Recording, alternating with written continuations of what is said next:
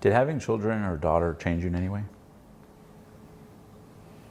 Having children is so remarkably easy. I heard everyone talk about how difficult it was, but then obviously after having kids, I wasn't surprised by.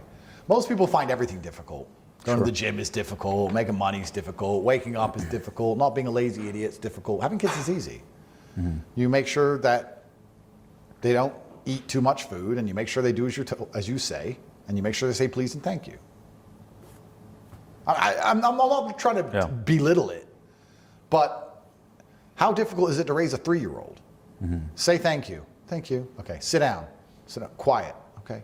How do you struggle with that? Maybe some people do. Do you but struggle? People struggle with everything. I don't know. People struggle to be anything in life. Having kids is remarkably easy, and it's a blessing. There's nothing better than raising children.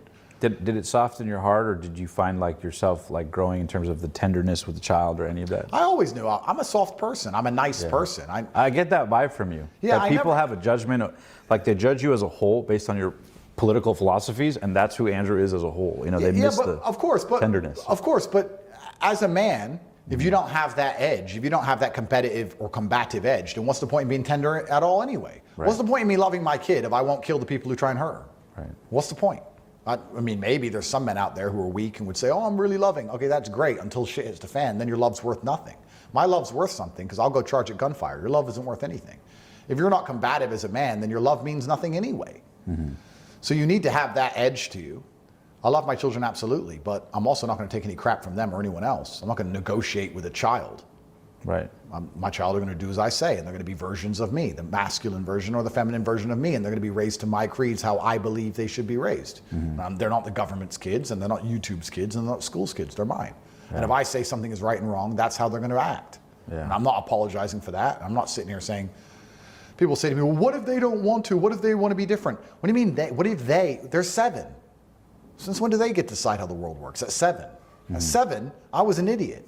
So I know better. For the same reason I won't let them put their finger in a plug socket, I'm not going to let them do anything else unless I agree with it. Call me authoritarianism, call me bad person, whatever they're going to call me. But this is how children were raised for the longest period of human time, and I think that's why families stayed families. That's why families had honor, because they were raised to be a particular way because of the creed of their last name. That's how it's supposed to be. And my children will do the exact same thing.